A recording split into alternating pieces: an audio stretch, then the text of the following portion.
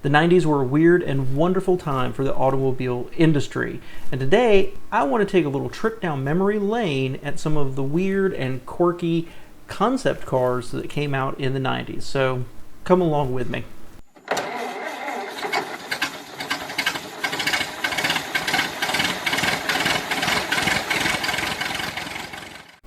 Alright, welcome back to All Cars, y'all. I'm John, and I love the 90s. At least I've come to love the 90s.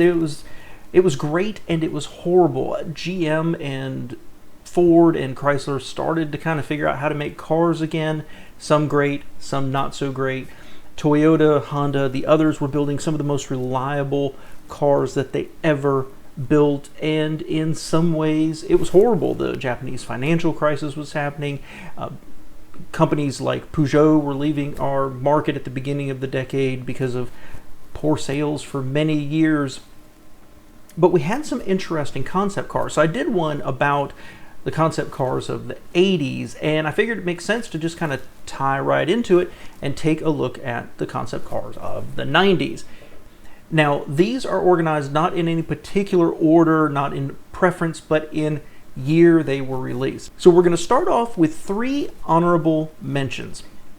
I'm not actually including them in the list, but these 3 are worth noting because they all were electric. And the first one I would talk about is the 1992 BMW E1, the 94 Peugeot Ion, and the 95 Peugeot Tulip.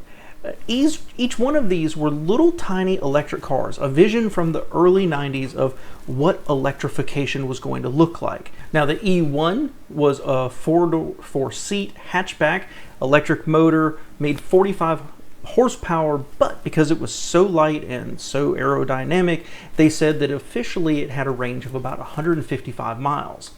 Now, the Ion was interesting simply because the Ion did come to market, but Peugeot abandoned their own styling exercise and just rebadged the Mitsubishi iMEV, a miserable early EV. And the Tulip was interesting because it was a 2-door EV, but it was meant to be more than that. It was actually a study in how people moved inside cities. So you wouldn't buy this. A service would own this, and you would subscribe to that service so that if you needed a car, you actually called them and made a reservation, or you went to one of their locations and you essentially just rented the car. It was a service you signed up for, like a monthly subscription. Don't believe it ever went anywhere, and they had a total range of like, I think 70 or 80 miles, something like that. But a really interesting look at where they thought cities and mobility were going to go to, an early version of the ride shares that we have today. Next up, the 1992 Renault Raccoon. Now this one's, I have no remembrance of this one from back in the day, but this thing had a twin-turbo 3-liter V6 gasoline engine powering all 4 wheels. The suspension was adjustable to raise you up and down, but it didn't have any doors. The actual front clamshelled open, and I don't know that anything really came out of this design exercise, but it was a showcase for some technology that was a little advanced for its time. Satellite navigation, remote entry, that variable ground clearance, and it used a camera for the rear mirror instead of an actual mirror. Stuff that we see pretty commonly today, showcased in a vehicle that was, well, aquatic. Next up, 1994 Volkswagen Concept 1. This one needs no introduction. It is the concept car that became the new Beetle, and while it was German, it was actually designed by Americans. Jay Mays, who went on to be Ford's worldwide head of design, and Freeman Thomas, who went on to both Ford and Chrysler. And one of the things I read was that the U.S. division was looking for a concept to showcase a new electric drivetrain. They got this, immediately forgot about the electric option, and just dove straight in with the gasoline engines that we later saw. An absolute icon, in my opinion. Next up, the 1995 Chrysler Atlantic. Now, show cars are meant to not be necessarily production, right? They're meant to evoke emotion or show a design direction. And you knew when you saw this it was never ever going to go into production. But there's a little bit of what could have been here, because if Chrysler had been able to move up market and not been a premium brand, but really strove for more of a luxury brand, this would have absolutely been a great flagship. Harkening back to Talbot, to Bugattis, providing a bunch of different little themes there, including a straight 8 engine under the hood, where essentially they took two 2-liter neon engines, stuck them together and put them under the hood. It's a beautiful car that is sometimes brought out to show, because it really is one of those moving pieces of art, modern art. It's beautiful, and really to me could have been a what could have been moment if Chrysler had tried to stretch up to it. Next, the 1996 Lincoln Sentinel. This one, there's not a ton of information on it. It used a 6-liter V12, center hinge doors. I mean, look at the really flush glass on this, and they pulled styling from a few different generations of like Continentals, sharp edges, and honestly, it's beautiful, and it's hard to believe that Lincoln, the company that was still making the town car at this point, made this awesome looking beast. I can see a little bit of the future influence of the grills in the front of this that they used on Lincolns, but it's hard to believe to me that Lincoln created this awesome looking automobile and then continued to develop cars like the MKZ, for example. Really slick. See a little bit in the rear end of some of the future Lincolns as well, but I kind of just feel like they should have developed this a little bit further. This would have made a awesome Continental, but they let that design language die off. Next up, a car that almost was the 1997 Dodge Copperhead. Now, the idea here being that the Viper was a big hit. What if they took that idea, cut it down, and instead of focusing on raw power, actually put some effort into handling?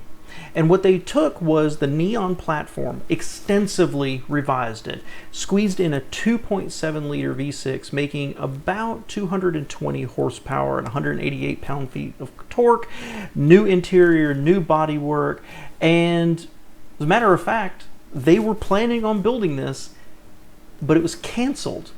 And that's always made me a little sad. I really like the Viper just for its brute force and in-your-face attitude.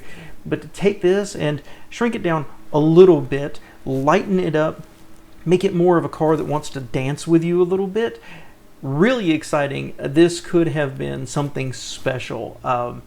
But it wasn't to be. It's appeared a little bit. As a matter of fact, I read it has been in the Gran Turismo and Gran Turismo 2 video games. And interestingly, when Chrysler started showing this product, they received a complaint from Billy Gibbons of ZZ Top saying that he had registered the Copperhead name with a K for one of his customized Ford coupes, the 1950 coupe.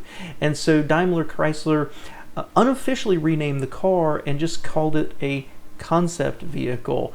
Next up, the 1998 Chryslerkronos.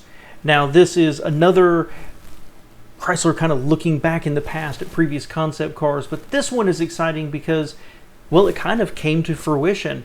We can see that this is what influenced the style of the 300, and while they certainly shortened it up and changed the rear end, this was a thought that Chrysler was going to be able to move up market to truly challenge Cadillac, for example. And as we know, Daimler took this, put it on an old E-Class platform, and that car, with many revisions and updates, is still for sale today.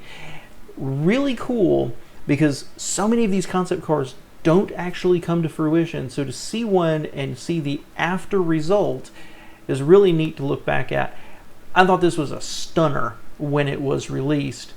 The 300 never quite caught that magic for me, but it's pretty close to being a gorgeous car all by itself. Next up, the 1998 Plymouth Pronto. Now, this one is, I very much remember it, and Plymouth died shortly thereafter, and the Pronto was never intended to make it into production. It was actually, quote, an exercise in using recyclable materials. But that's kind of sad. This vehicle weighed about 2,700 pounds, it had a 225 horsepower turbocharged 2.4 liter engine in the middle, and I think that's probably what killed it.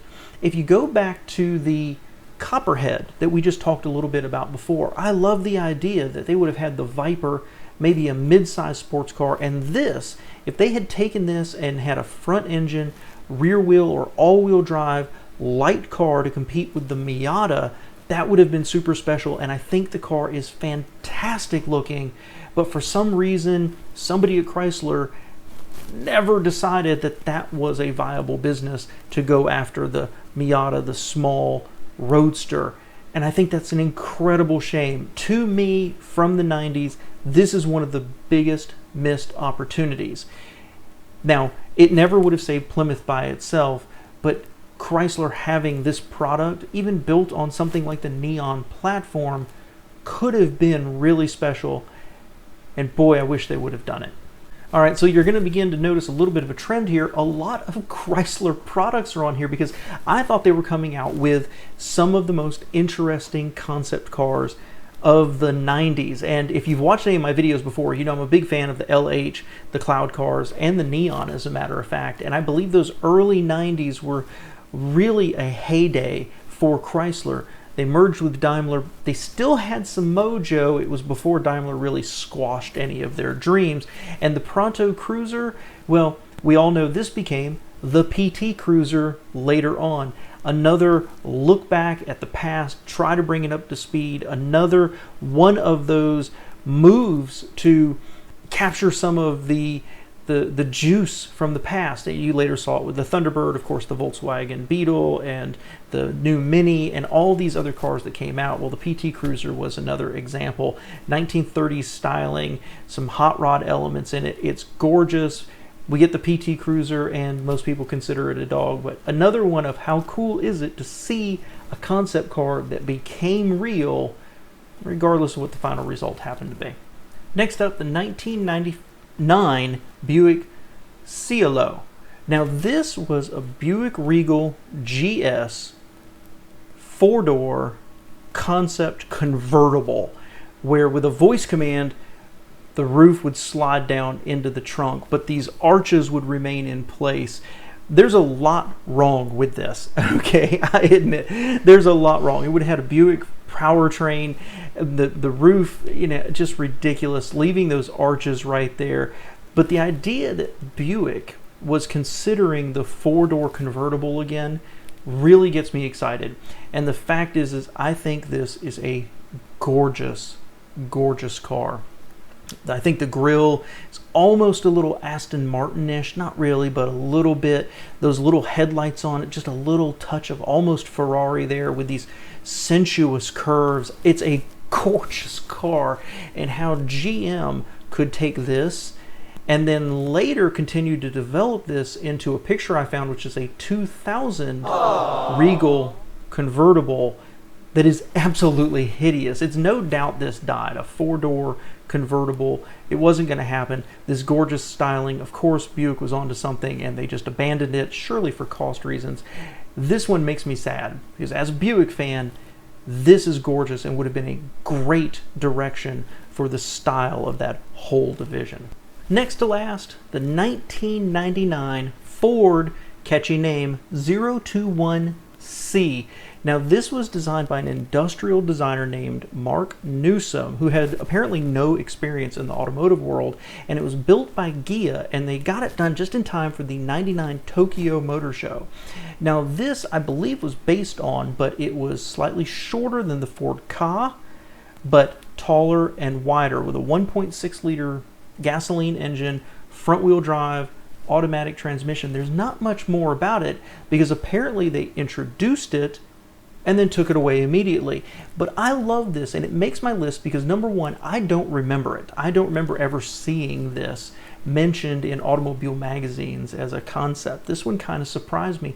But number two, this makes me think of a lot of little Nissan projects, little Nissan cars, or the new Honda EV, these cute little very purposeful cars that aren't going for swoopy futuristic aerodynamic bug shapes, but just an honest little car with tons of personality. I love it. I absolutely love it, and I just wanted to share it with you in case you've never seen it before. And finally, the 1999 Nissan Sypact. I think I pronounced that correctly.